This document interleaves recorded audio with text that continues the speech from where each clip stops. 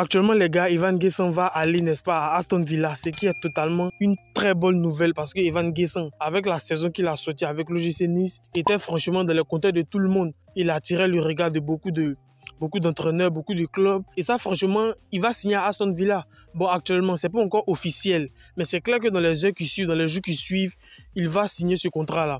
C'est qui déjà, le club n'a pas encore fait de communiqué concernant son arrivée à Aston Villa. Mais ce qui est sûr, c'est qu'actuellement, Evan Gerson est au club. Donc actuellement, ils sont en train de négocier. C'est clair que dans les prochains jours, ils vont négocier toutes les clauses du contrat et il va signer le contrat pour Aston Villa.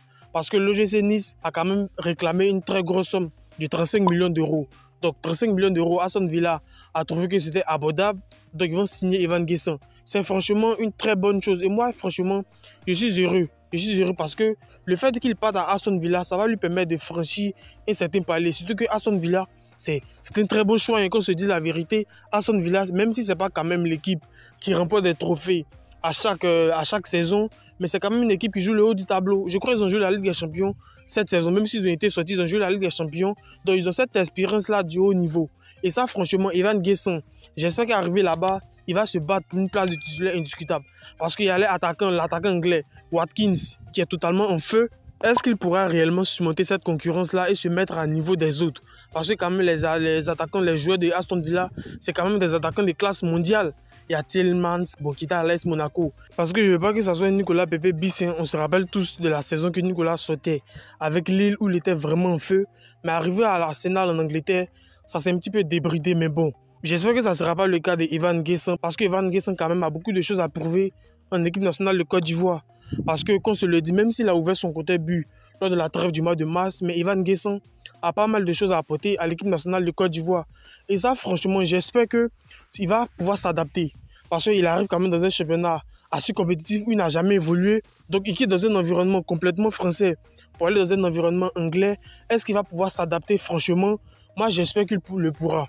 J'ai confiance en lui, j'ai foi en lui. C'est clair que parce qu'il a quand même une capacité de résilience qu'on doit aussi souligner. Parce que les dernières saisons avec Nice, il n'était pas titulaire. Il ne faisait pas partie des plans du coach. Mais au fur et à mesure, ou du moins cette saison, il a démontré clairement qu'on peut réellement compter sur lui. Et ça, franchement, on a tous vu la saison qu'il a sortie. De belles prestations, il était énorme dans le jeu, titulaire indiscutable. À chaque fois, j'espère qu'il va pouvoir réitérer cet exploit-là à Aston Villa. Ce qui est sûr, ce n'est pas encore officiel, mais c'est clair que dans les jours qui suivent, peut-être même que lorsque vous verrez cette vidéo, ça sera déjà officiel. Mais Evan Gerson va signer à Aston Villa pour un transfert d'environ 35 millions d'euros. Actuellement, les discussions sont en cours, mais j'espère qu'il va pouvoir s'adapter. J'espère que la concurrence avec les autres, il va pouvoir élever son niveau de jeu parce que quand même, la Ligue 1 et le championnat anglais, ce n'est pas la même chose. La Ligue 1 quand même, qui est quand même un grand championnat, mais la première ligue, on sait tous que c'est au-dessus. Il y a de grandes équipes, il y a Liverpool, il y a Manchester United, il y a de grosses équipes qui évoluent là-bas. Donc réellement, il va pouvoir se frotter à ce genre d'équipe-là. Ça va lui permettre d'avoir une certaine expérience. Et cette expérience-là, il pourra la capitaliser en équipe nationale de Côte d'Ivoire. Parce que comme je vous le disais, il a beaucoup de choses à prouver en équipe nationale de Côte d'Ivoire. Même s'il a ouvert son côté but, mais on sent que dans le jeu, quand même, ça laisse quand même à désirer. Il a toute la confiance du sélectionneur MS Faye. MS Faye le titularise. À chaque match, depuis qu'il est arrivé, il a beaucoup été titularisé, mais la satisfaction n'a toujours pas été au beau fixe. Actuellement, il va changer de cap, il va prendre une autre dimension parce que Aston Villa, l'OGC Nice, il n'y a pas photo. Aston Villa est quand même une équipe qui est plus en vue, qui a plus de moyens, etc. Donc, lorsque Evan Gerson va là-bas, c'est un très bon transfert parce qu'il aura plus de visibilité. Donc, je ne sais pas si Aston Villa ils sont qualifiés même pour la Ligue Europa, je ne sais pas trop, je vais vérifier. Mais pour ceux qui savent, c'est que je doutais quand même de son départ parce que je me disais qu'il ne faudrait pas qu'il parte dans un club qui ne joue pas quand même le haut du tableau, la Ligue des Champions, la Ligue Europa. Parce qu'à l'OGC Nice, il était très bien installé. Il était titulaire indiscutable, il jouait tous les matchs, il était très performant et son équipe d'ailleurs même a joué la Ligue Europa et était en tour de qualification ou actuellement en tour de qualification pour se qualifier pour la Ligue des Champions parce que je crois qu'ils ont fini 4e. Donc franchement, je voulais qu'il ait un club de ce standing-là, mais Aston Villa est une bonne pioche. Est-ce qu'il va pouvoir s'adapter? En tout cas, on espère que ça va véritablement bien se passer là-bas parce que comme je vous l'ai dit, à Aston Villa, il y a des attaquants de très haut niveau. Il y a Oli Watkins, il y a des joueurs qui réellement apportent satisfaction sur le terrain, qui sont titulaires indiscutables dans cet effectif de Aston Villa durant pas mal de saisons.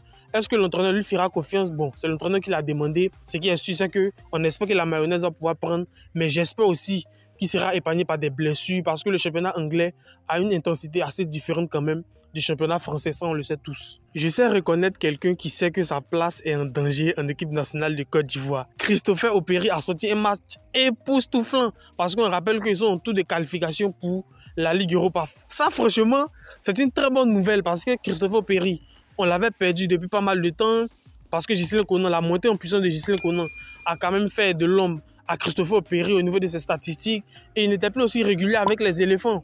Mais bon, il a été blessé, il est revenu lors des 2 dernières trêves. Et ça, franchement, j'espère qu'il va monter en puissance.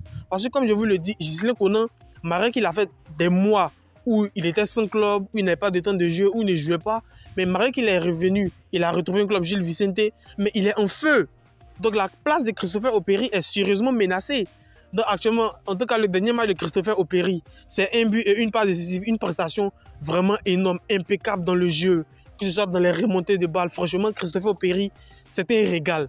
Parce que, vous savez, Ghislain Conan a été titularisé, et ça, je l'ai toujours dit. Depuis le départ de Ghislain Conan, ou du moins depuis sa sortie en équipe nationale de Côte d'Ivoire avant son retour, le poste de latéral gauche n'a pas été un poste qui réellement a donné satisfaction. Christopher Opéry a beaucoup été utilisé à ce poste-là.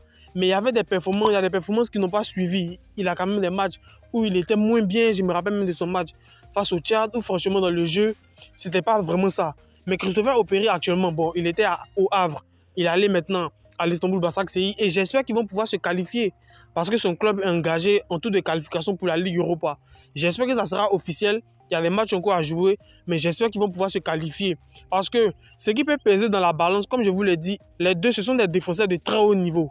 Christopher Opéry au Havre, on se rappelle tous, il donnait des passes décisives, il marquait des buts, je me rappelle même de son but face au PSG, une frappe croisée. Franchement, Christopher Opéry, c'est du très haut niveau. Mais il y a Ghislain Conan aussi, qui est du très haut niveau. Donc ça, franchement, je me dis que ça va se jouer au fait que Christopher Opéry, par exemple, joue au plus haut niveau. Même si quand même, ce n'est pas un critère, hein, mais je me dis que le fait que Christopher Opéry joue peut-être la Ligue des Champions ou la Ligue Europa, parce qu'actuellement, ce n'est pas encore officiel, ils ne sont pas encore officiellement qualifiés. Il y a les matchs qui se poursuivent. Je me dis que ça peut jouer peut-être dans la balance. Parce que lorsque, par exemple, tu joues la Ligue Europa, tu affrontes plus de grandes équipes et tu as plus cette expérience-là du haut niveau. D'autant plus que même à l'Istanbul Basaksehir, il est titulaire indiscutable. Depuis qu'il est arrivé, il a joué tous les matchs. La concurrence à ce poste-là en club, franchement, il a drivé cette concurrence-là. Il est titulaire indiscutable.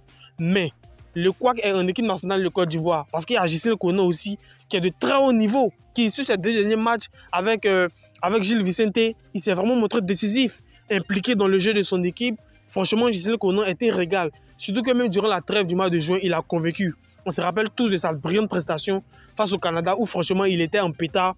Il a vraiment montré de belles choses sur le terrain.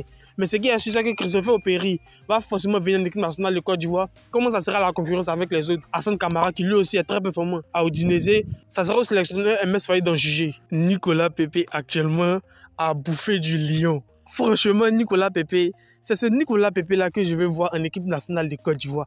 Et c'est ce Nicolas Pepe que nous avons tant réclamé. La prestation monstrueuse qu'il a sortie, buteur d'ailleurs, qu'il a sorti face à Arsenal, franchement, c'est une prestation de très haut niveau. Je me suis forcément dit que quelque part, il a quelque part dans un coin de sa tête, parce qu'on sait tout ce qu'Arsenal lui a fait. Mais bon, ça ne s'est pas passé comme prévu. Il y avait la concurrence avec Saka, il y a le choix du coach aussi. Donc il a dû quitter Arsenal. Il allait se relancer à l'OGC Nice, mais finalement ils l'ont vendu. Mais là, à Villarreal, il est désormais installé. Et franchement, la prestation, d'ailleurs même Villarreal a gagné 3-2. Bon, Arsenal, c'est pas une équipe aussi, c'est une équipe qui cartonne beaucoup en Première Ligue, ça on le sait tous. Mais Nicolas Pepe, franchement, s'est vengé. Il avait une dette, il avait quelque chose, il devait se venger contre Arsenal. Je vous le dis clairement, il devait se venger parce que le Nicolas Pepe qu'on connaît, franchement, pour lui, il ne reste pas à l'étranger. Même s'il était très bon durant ce match-là, franchement, Nicolas Pepe est en train de monter en puissance. Et je me dis clairement, il n'est pas favori. Hein. Bon, il y a Amad Diallo aussi, qui est très performant. On ne va pas le griller, mais franchement, j'aimerais voir les choix que le sélectionneur MS Faye va pouvoir faire à ce poste-là. Parce qu'il y en a Amad Diallo, Nicolas Pepe, des attaquants de très haut niveau. Et Nicolas Pepe, mais qu'il a démontré encore avant-hier. Franchement, Nicolas Pepe est monté en puissance. Et ce qui me plaît réellement avec Nicolas Pepe, c'est que la majorité des actions de Villarreal passent par Nicolas Pepe. C'est-à-dire, lorsqu'il a le ballon, il est le détonateur offensif, ce qui est totalement un avantage. Il a toute la confiance du coach, de ses coéquipiers. Le club lui fait entièrement confiance. Et lui aussi, il prouve sur le terrain de très belles choses, ce qui lui a permis réellement d'être plus qu'un titulaire indiscutable dans cet effectif de Villarreal. Franchement, j'espère qu'il va monter en puissance. J'espère qu'il sera épargné par les blessures parce que franchement, les blessures, on se rappelle tous, lorsqu'il était en Turquie, ça l'a pas aidé. On ne vendait pas cher sa peau en équipe nationale de Côte d'Ivoire à ce moment-là. Mais Nicolas Pepe, actuellement à Villarreal, est franchement un joueur de très haut niveau. J'aimerais voir ce que ça va donner. Villarreal est qualifié pour la Ligue des Champions. Ils ont fêté, lui-même il a chanté tout ça. Ils sont qualifiés pour la Ligue des Champions. J'espère qu'en Ligue des Champions, il va démontrer des performances aussi de très haut niveau. Parce que franchement, après cette revanche face à Arsenal, la confiance est au beau fixe. Ils ont gagné le match, il a été buteur, il a été impliqué dans le jeu de son équipe. Franchement, Nicolas Pepe, dans cette période de pré-saison, est vraiment vu. Il se montre vraiment décisif, il a toute la confiance du coach. Et ça, franchement, ça l'amène à briller. Et j'avais eu peur. MS nous avait fait peur quand même en mars dernier, où il a appelé Nicolas Pepe, mais il n'a pas joué le premier match face au Burundi, je crois. Mais c'est face à la Gambie, à domicile, qu'il a joué seulement 45 minutes. Mais bon, après, il avait une gêne, donc par précaution, il avait sorti très vite. Mais c'est que Nicolas Pepe, un club est désormais installé et j'espère que ça va produire des étincelles. Mais j'espère surtout cette concurrence entre lui et Amad Diallo. Franchement, le sélectionneur MS Faye a du pain sur la planche parce qu'il y a deux joueurs de très haut niveau. Cette trêve qui sera décisive, franchement, j'aimerais voir qui sera titularisé devant l'autre. Parce que franchement, ces deux joueurs-là sont impeccables, sont énormes au club. Donc les gars, on va s'arrêter sur ça. Donnez-moi vos avis dans les commentaires. Dites-moi ce que vous en pensez. Abonnez-vous si ce n'est pas déjà fait. Lâchez-moi votre like et on se retrouve pour une prochaine vidéo. Allez, peace out.